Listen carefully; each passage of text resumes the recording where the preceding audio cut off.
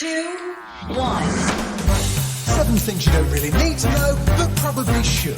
I'm Jamie East, and this is the Sunday Set. In today's episode, NASA's DART makes impact with an asteroid. On the heel of the ongoing anal bead chess scandal, we take a look at the psychology of cheating, and there are some major breakthroughs for degenerative diseases.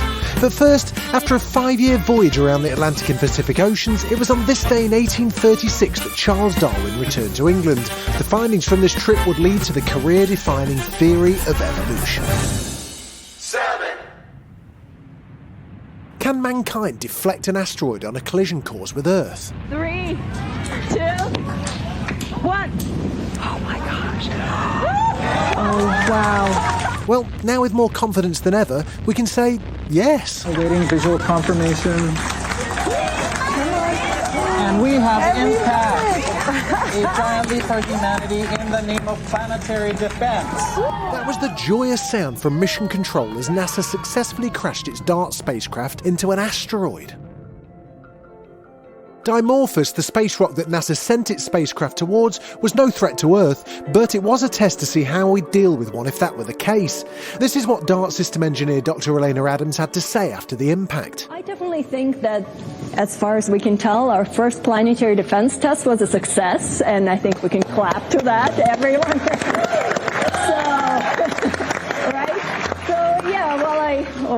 I think the Earthlings should sleep better. Definitely I will. Yeah. And how are you feeling? The people working here, we're definitely going to sleep better. The spacecraft, travelling at 14,000 miles per hour, crashed into Dimorphos, giving the asteroid a kick.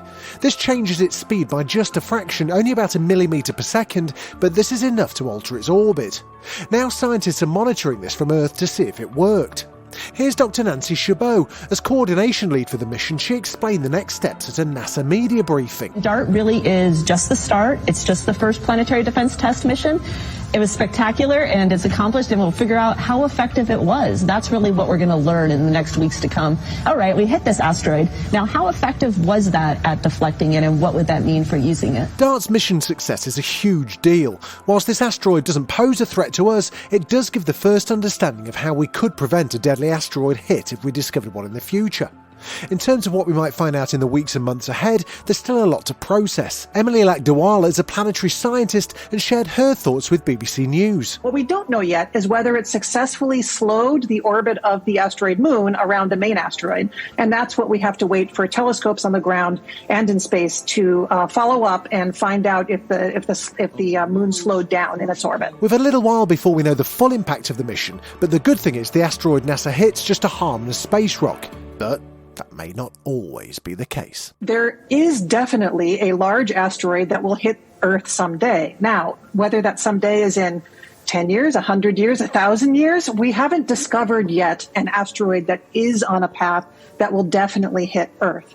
But we are still looking. There are large areas of space that we haven't even been able to look at very well, like the ones between Earth and the sun. They're hard to look at because the sun's there. It's very bright.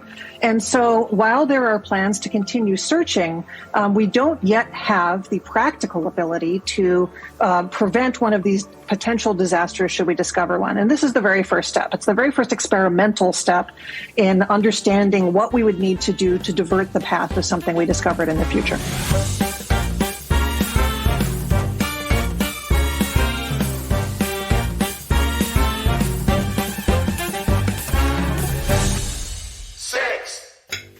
If you want to stay fuller for longer, have a big breakfast. That's what a new study from the University of Aberdeen suggests. The researchers were investigating the world of chrononutrition and how the food we eat is affected by the rhythms of our body's internal clock. Professor of Appetite Research Alexandra Johnston led this study, and we caught up with her to find out the details. Hey Professor, thanks for joining us. So, to begin with, how did you and your team set about researching the question of big breakfasts? I was really interested in the meme breakfast like a king and dine like a pauper, which is quite an old-fashioned saying, but whether this had an element of truth in terms of influencing our ability to lose weight. So that's exactly what we did, was design diets that were a big breakfast in combination with a small dinner, and a small breakfast in combination with a big dinner, and each subject consumed both dietary regimes for 4 weeks. So what did you find as a result of the diet? So what we found was really interesting. We found that time of day of eating the largest amount of calories did not influence weight loss. The weight losses were almost identical over the 4-week period. What was really interesting was that the subjects that consumed the big breakfast reported feeling more full and less hungry, so better appetite control when they had the big breakfast and small dinner. And that's really interesting because what we want to be able to do is extrapolate these results from the lab environment into the real world.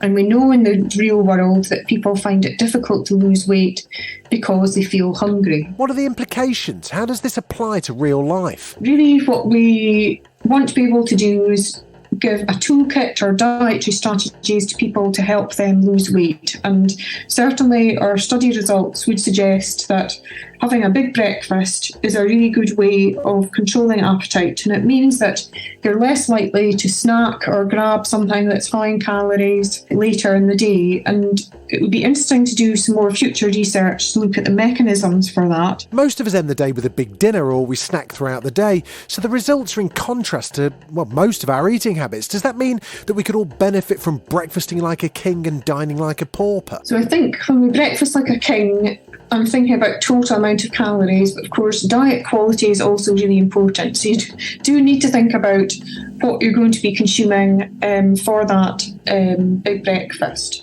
so that you maintain health goals. It is interesting that time of day potentially can influence appetite control, particularly for those people who are trying to lose weight. So what are the next steps for the research? So the next steps is that I'm really interested in shift workers and also time-restricted eating, which is thinking about the feed-fast cycle over a 24-hour period. Because we don't currently have dietary advice for shift workers, it would be great to produce dietary-based evidence to support their health goals. Still to come at the Sunday 7, the psychology of cheating, and there's a promising new treatment for motor neuron disease.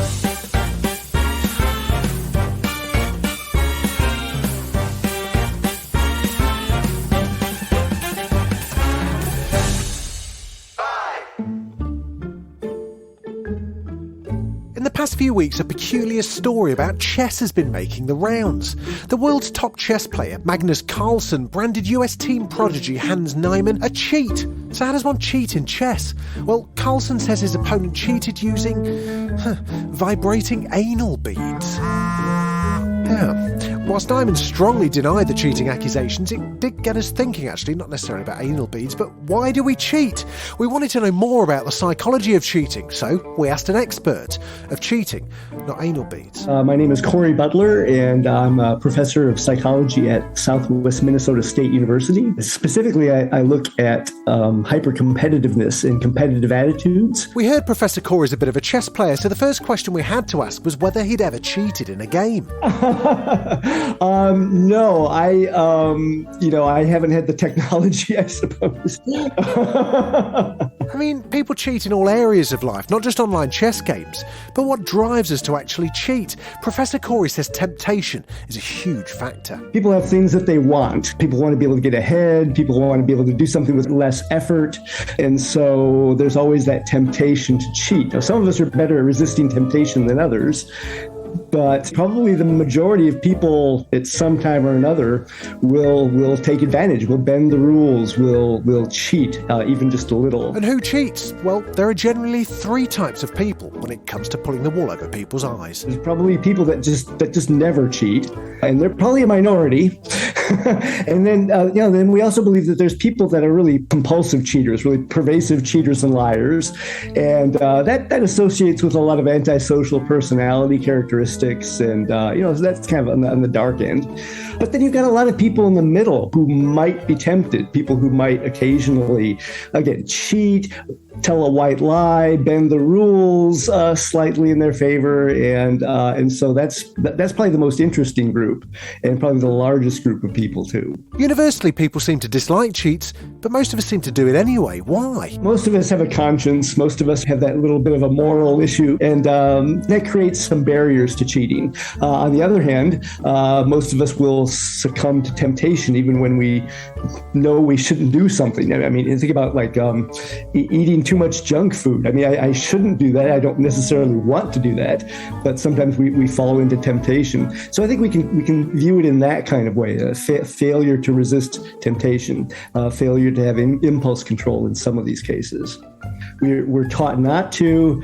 We maybe fall into it. I think that if we perceive that we can get away with it, that might relax our restraints a little bit, and people might be more likely to, especially if they really define it as not really cheating. You know, and people are very creative thinkers, and people can rationalize things, justify things.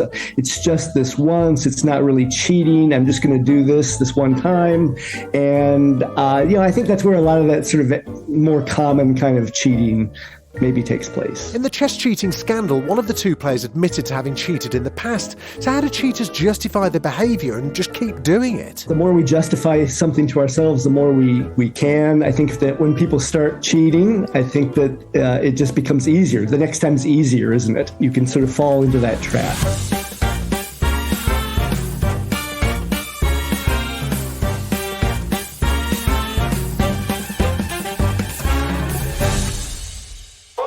Scientists at the University of Sheffield have made an exciting breakthrough in slowing and reversing some of the devastating effects of motor neuron disease.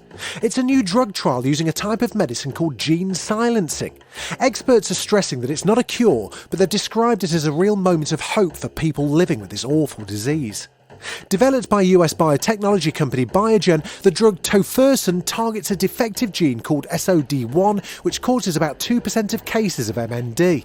So we'd inject the medicine, which is called tofersen, via a lumbar puncture into the fluid around the spine, and what it does is lower the level of a particular protein, which is encoded by a gene called SOD1. It lowers the level of a protein which is toxic and causing damage to motor neurons, and the treatment has to be administered via a lumbar puncture every month. That was Professor Dame Pamela Shaw, a consultant neurologist at the University of Sheffield, an expert in the disease, speaking to BBC News.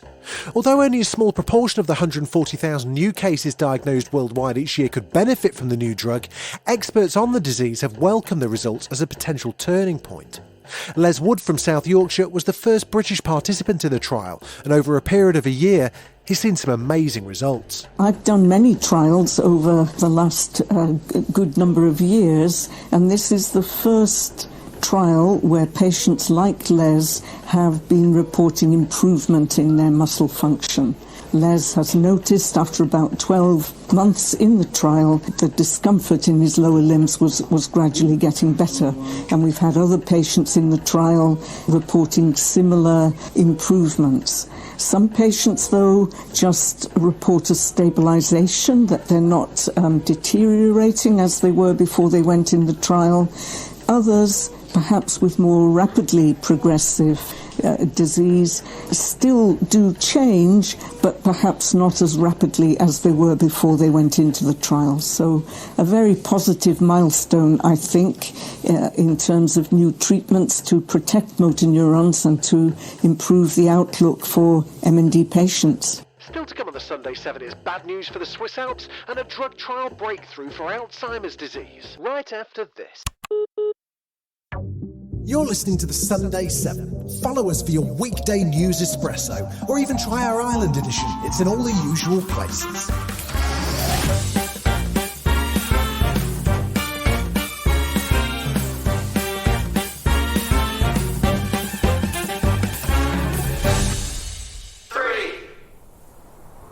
The Swiss glaciers have recorded its worst melt rate since records began more than a century ago. They've lost 6% of their volume this year, far exceeding the previous record set in 2003. That's according to a new study by the Swiss glacier monitoring network GLAMOS. More than half of the glaciers in the Alps are in Switzerland, where temperatures are rising by about twice the global average. The mountains there lost about 0.7 cubic miles of ice in summer 2022. These losses are the results of exceptionally low winter snowfall combined with back-to-back heat waves. The melt was so extreme that bare rock that had remained buried for a millennia re-emerged at one site, and other small ice caps have all but vanished. This is Matthias Huss, the head of GLAMOS. The results for the Swiss glaciers of 22 are really worrying. We've lost as much ice as never before since measurements started, more than 100 years ago. We've lost an enormous quantity of ice, much more than the previous record of 2003.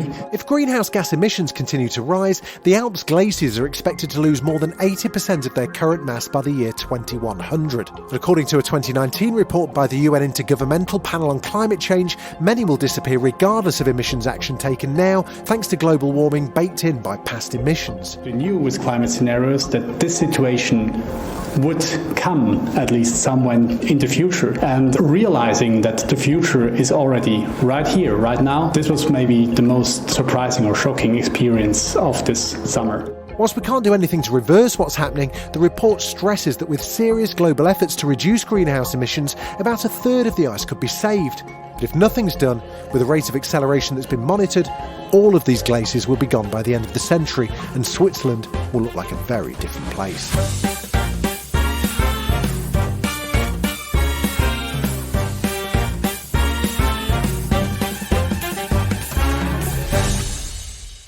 There's even more good news for sufferers of degenerative diseases this week. The results of a key Alzheimer's drug trial have reignited decades-old hopes that targeting a particular protein helps slow down the progression of the fatal brain disease.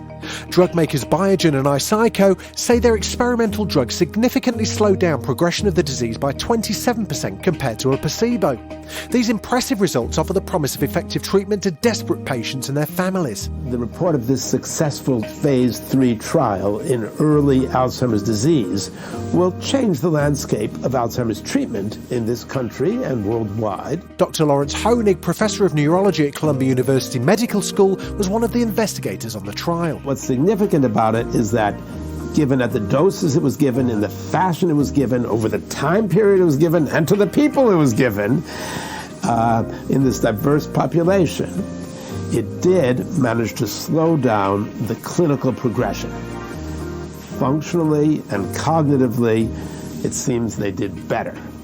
And so that is a dramatic result, and we hope is the first step towards many drugs that we might use separately or together to try to improve the plight of people affected by this disease. Nearly all Alzheimer's drugs have stumbled in trials. Doctors are now hopeful that by removing this particular protein from the brain with this new drug, they can delay the progression of the disease, which affects an estimated 55 million people worldwide. We would be all very pleased to have a drug that reversed Alzheimer's disease and made people back to normal, but that does seem a little bit far off. We would even be very, very happy right now to have a drug that stopped it cold, and that even seems a little bit far off. But at the moment, we seem to have a drug, lecanemab, that seems to decrease the speed of progression. And I think that's an enormous advance in and of itself, beyond the symptomatic medications that we've been using to date. And if you're listening to this on Sunday the 2nd of October, hello, I'm Jamie East, and around about now, I'll be running the London Marathon on behalf of Alzheimer's research in the UK. Please, if you have any spare cash you'd like to donate, or you'd just like to learn more about the charity, go and visit their website at alzheimersresearchuk.org and find out how you can help. Thanks very much. My legs will be aching round about now.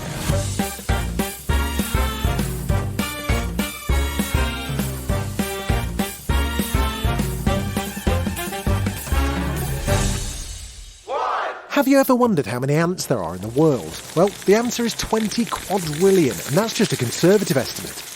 For scale, that's if you had 20 million ants and then multiplied it by 1 billion. In comparison, the world's human population's forecast to surpass just 8 billion. That means there are approximately 2.5 million ants for every single human on Earth. Despite their tiny stature, their mass makes up more than all wild birds and mammals combined. This is all according to the most thorough assessment to date of the global population of ants. They're found in all different types of environments, but tropical regions were found to host more than most, with forests and drylands boasting more ants than urban areas. They may seem like pests when they arrive uninvited to the picnic, but they're essential for the smooth working of biological processes on Earth. For instance, a recent study found ants can be more effective than pesticides at helping farmers produce food. And ants have also developed tight interactions with other organisms, and some species can't survive without them.